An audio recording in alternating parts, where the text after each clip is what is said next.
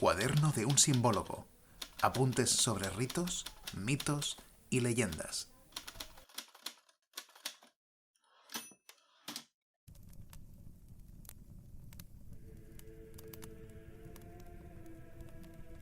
Queridos simbólogos, estimadísima familia del cuaderno, ¿qué tal? ¿Cómo estáis?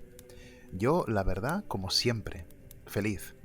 Cada vez que me siento en este lugar, cada vez que preparo el café para encontrarme con vosotros, me siento profundamente agradecido y contento de poder ir compartiendo estos apuntes.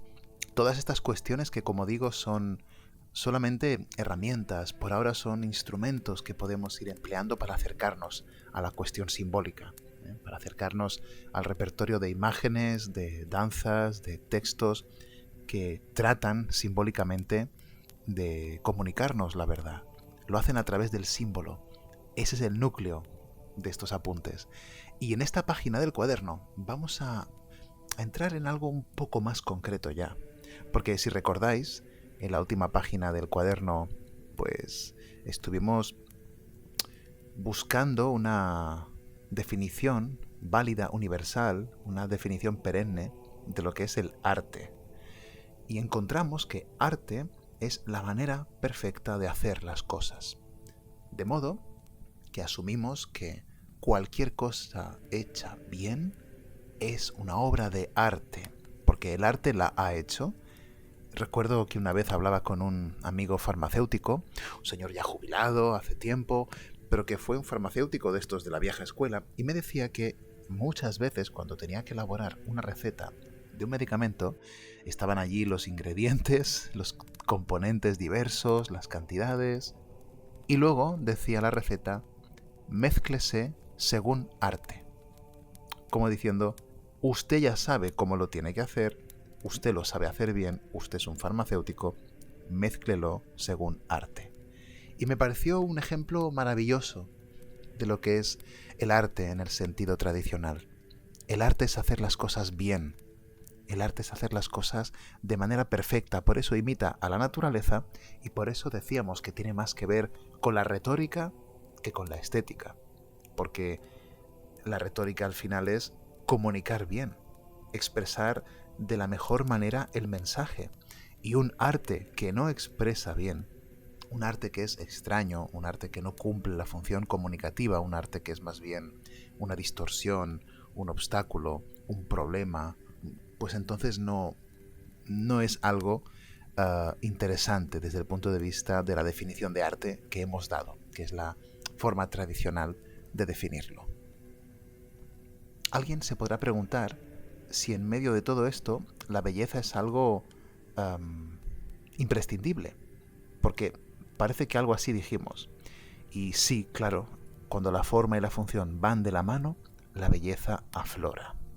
Ahora bien, ¿puede la fealdad tener un lugar? Sí, podría en cierto sentido tener un lugar si lo que la obra de arte quiere es mostrar una imagen del mal, una imagen de lo caótico, una imagen de aquello que se opone a la luz, a la verdad, que se opone al orden. Por lo tanto, una pintura que represente el infierno lo hará de forma eficaz. Por lo tanto, en cierto sentido, en tanto que fiel imagen de lo que es, pongamos en este caso, el infierno, la imagen es en cierto sentido bella. ¿Por qué?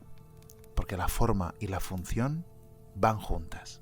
Y el infierno, si quiero expresarlo de forma eficaz, pues deberá ser caótico, feo, extraño, pero está al servicio de algo mayor y está en un contexto más grande, que en el caso de una pintura cristiana es la salvación. Por lo tanto, ese tema está subordinado a un tema que es más grande, que es más importante, y donde, desde luego, hay una belleza extraordinaria.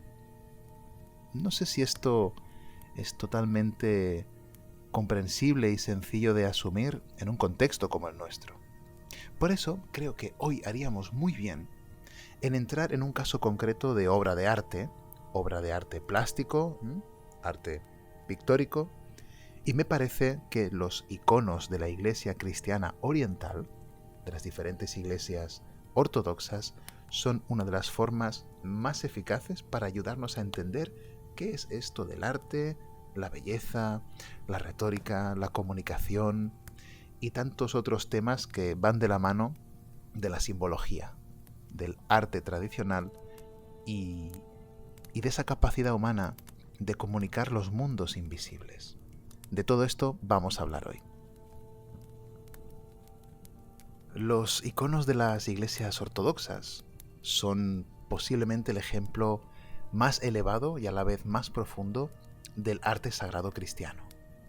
Recordemos que ese tipo de obras no son solamente obras de arte religioso, sino que estamos hablando de obras de arte sagrado, porque el tema no hace sagrada a una obra de arte. El tema puede ser religioso y la obra no ser sagrada. Y esto ha ocurrido muchísimo, sobre todo a partir del siglo XVI, XVII, donde los temas sagrados en realidad solo eran coartadas para seguir explorando las posibilidades de la pintura. No es que esté mal, bueno, a ver, un poco sí, pero entendemos que en ese contexto lo más habitual, lo que es más correcto, lo que más se encarga es pintura religiosa. Bueno, entonces tenemos artistas como Caravaggio o, qué sé yo, Veronese, grandes pintores, sin duda, de un oficio extraordinario, pero que cuando pintan los temas sagrados lo hacen de una manera totalmente profana. En nada es distinto lo que vemos ahí de lo que podemos ver con nuestros ojos. Son seres humanos totalmente naturales, reales, y eso, insisto, no es que esté mal, porque son grandes pinturas. Son pinturas extraordinarias, de eso no cabe duda, pero están al servicio de otra cosa. Están al servicio quizá de la exhibición de la pericia técnica del artista. Está al servicio del psicologismo y la emocionalidad humana. Claro que es emocionante una pintura de Caravaggio, por supuesto. Y yo soy el primero que cuando ha estado en Roma, por ejemplo, y ha entrado a un lugar donde hay una pintura de Caravaggio, ha quedado, desbordado, pero desde el punto de vista emocional. Y la emoción es solo la epidermis de nuestra capacidad de conocer. Y sospecho que detrás de estas pinturas más modernas, donde el tema sagrado se expresa de manera profana, no hay mucho más ya que conocer. Aparte de la técnica, los estilos, los materiales, pero en términos simbólicos, metafísicos, esotéricos, espirituales, hay poco más que conocer. No así, no ocurre así, es totalmente diferente con los iconos de las iglesias ortodoxas. E insisto en la idea de la ortodoxia porque en esas iglesias orientales sí que se ha conservado una manera totalmente sagrada de presentar el tema. En Occidente, a partir del final de la Edad Media, todo eso empieza a cambiar, desgraciadamente. Y bien, ¿por qué es tan importante un icono? ¿Por qué es algo tan digno de atención para nosotros? Pues porque el icono traduce lo visible, sobrenatural, en algo visible, algo que puede ser comprendido por nuestros sentidos. Pero a la vez es algo que está más allá de la razón. Y no sé si os ha pasado, quiero pensar que sí, cuando tenemos delante un icono, no una foto de un icono, sino un objeto material, un icono real, hay algo ahí que nos interpela. Hay de entrada una especie de extrañeza, también hay una fascinación, hay algo indescriptible. Los iconos, quizá los habéis visto en museos, pero eso es una lástima. Las obras de arte tradicional, las obras sagradas, no se han pensado para estar en un museo, evidentemente. Tienen un uso. El arte es funcional. Y donde funcionan los iconos es en las iglesias, en los templos. Habitualmente están en el iconostasio. Es el lugar más, digamos, más rotundo a la hora de colocar los iconos. Aunque no es el único lugar. Las gentes pueden tener, los creyentes orientales tienen en sus casas iconos, forman parte, por lo tanto, no solo de la vida pública de una comunidad, sino también de la vida privada.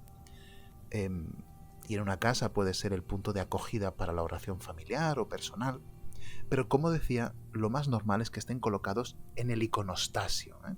Esa especie de enorme pared, ¿no? Como una especie de límite entre una zona del templo y la otra zona. El iconostasio es esa frontera que se inventa en el siglo IX. No es tan antiguo como a veces pensamos, aunque no está nada mal, ¿eh? Cuando triunfa la ortodoxia frente a aquellos que negaban el hacer imágenes. Para los iconoclastas de aquel tiempo en el Imperio Bizantino, hacer imágenes para ellos era, vamos, una terrible blasfemia.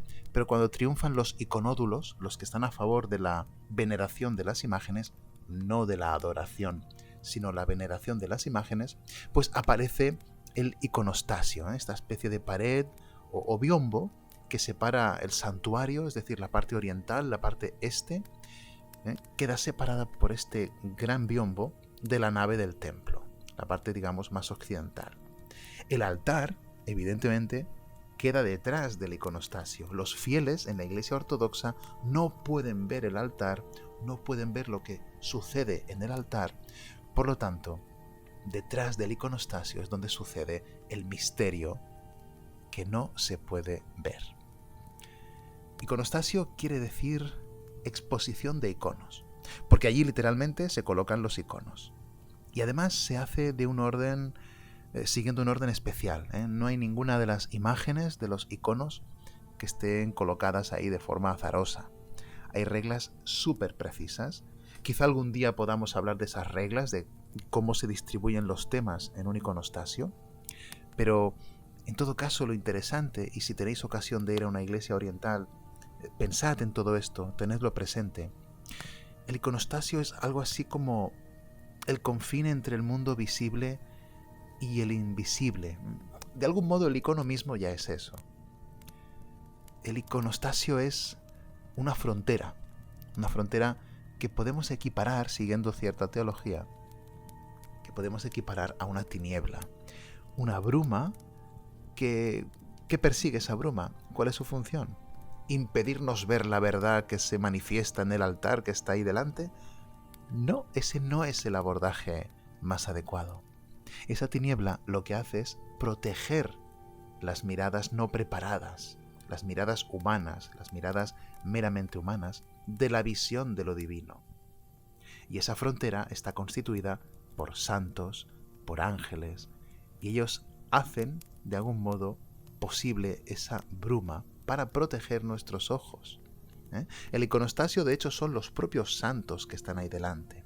Es la manifestación de los santos y de los ángeles que son testigos celestes de Cristo y testigos celestes de la Madre de Dios. Son los testigos que anuncian lo que hay más allá de la fisis, más allá de la carne. Esa es la gran idea de la imagen de los santos. Claro, si todos los participantes, si todos los fieles, si todos los orantes estuvieran en el estado espiritual adecuado e inspiradamente conscientes y dando permanente testimonio de Dios, ellos mismos, esos fieles mismos, serían entonces el iconostasio. Pero como no es así, la Iglesia recurre a esta especie de soporte. Son como muletas, como ayudas para superar la flaqueza espiritual de los fieles. Esa es un poco la idea del iconostasio.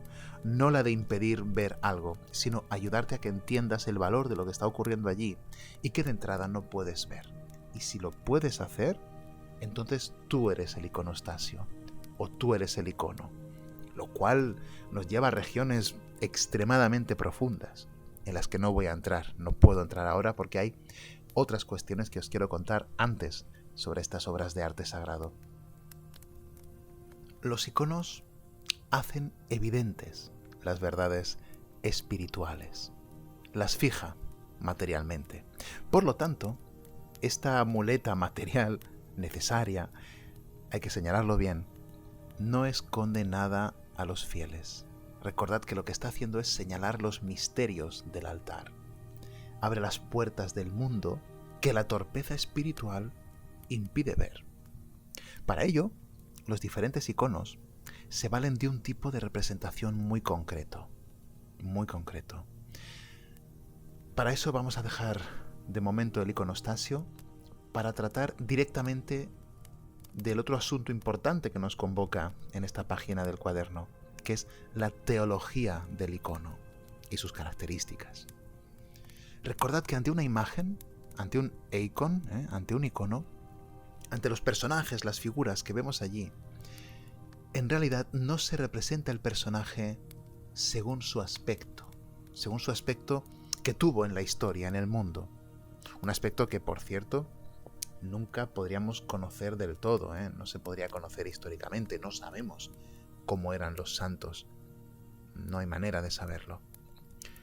Por lo tanto, el icono no trae una concepción naturalista del personaje, sino esencialista, arquetípica, diríamos ahora.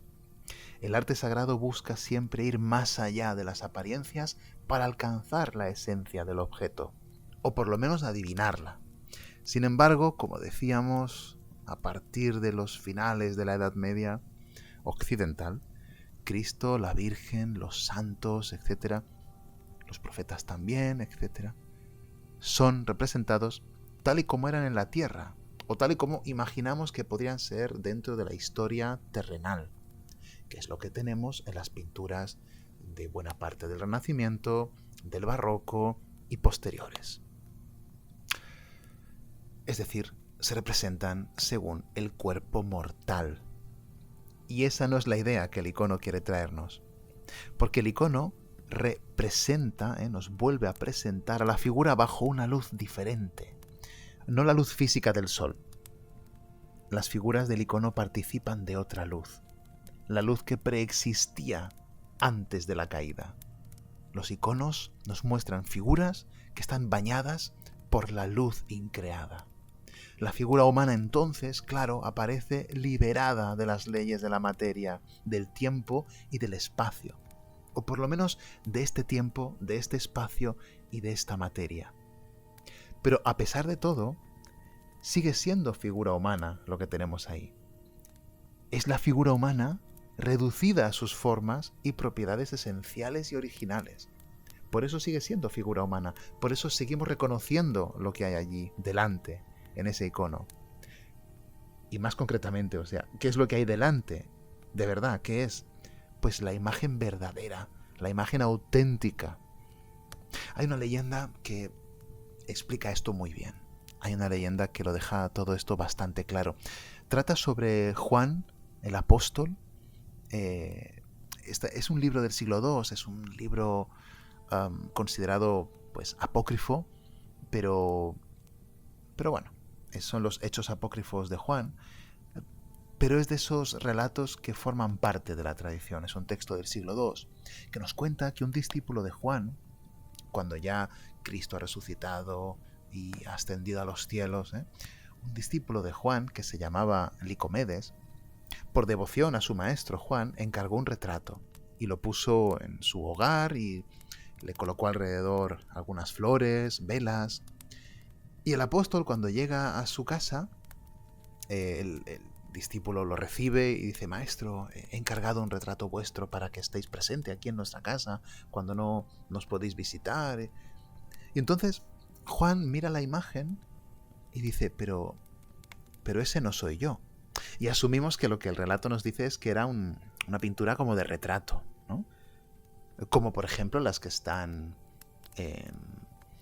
pensad en las momias del Fayún o algo así, ¿no? Que son retratos más o menos naturalistas, ¿no? En cierta medida, más o menos naturalistas de los difuntos. Y el apóstol al final lo desaprueba. Dice: eso no soy yo. Eso solo es el aspecto exterior, pero no la verdad interior, no el hombre verdadero, no el alma de Juan. Eso es un retrato naturalista que evidentemente en el contexto espiritual en el que el apóstol se está expresando no tiene ningún valor. No tiene ningún valor. ¿Y cómo se hacen los iconos? ¿Qué reglas se siguen para que devengan tal y como son? Tan extraños, tan fascinantes, tan capaces de transmitir la esencia, la verdad de la figura representada. Bueno, pues de todo esto, si os parece, os puedo hablar en una futura página del cuaderno de un simbólogo. De modo que hasta entonces me despido de vosotros. Espero que estéis bien, espero también, como siempre, vuestros comentarios. Algunos llegan públicamente, otros son más privados, ¿no? Me llegan directamente a Instagram, o quien tiene mi correo también lo hace llegar. Y se me ha ocurrido que sería interesante recoger un poco todas estas preguntas y comentarios e intentar dar respuesta a las preguntas y, bueno, colaborar también en dar un poco de salida a esos comentarios, glosarlos un poco, dar la impresión, ¿no?, desde mi punto de vista de esos comentarios. Creo que sería bonito. Así que, en serio, animaos. Si alguien quiere comentar algo, si alguien desea hacer una pregunta más concreta, hacedlo, porque han llegado ya un buen puñado y cuantos más lleguen, la verdad es que mejor. Así que gracias por vuestro interés, por el seguimiento, y si Dios quiere, nos encontraremos muy pronto en una nueva página de este cuaderno. Hasta entonces, estad muy bien, tened mucha paz, salud y cuidaros mucho.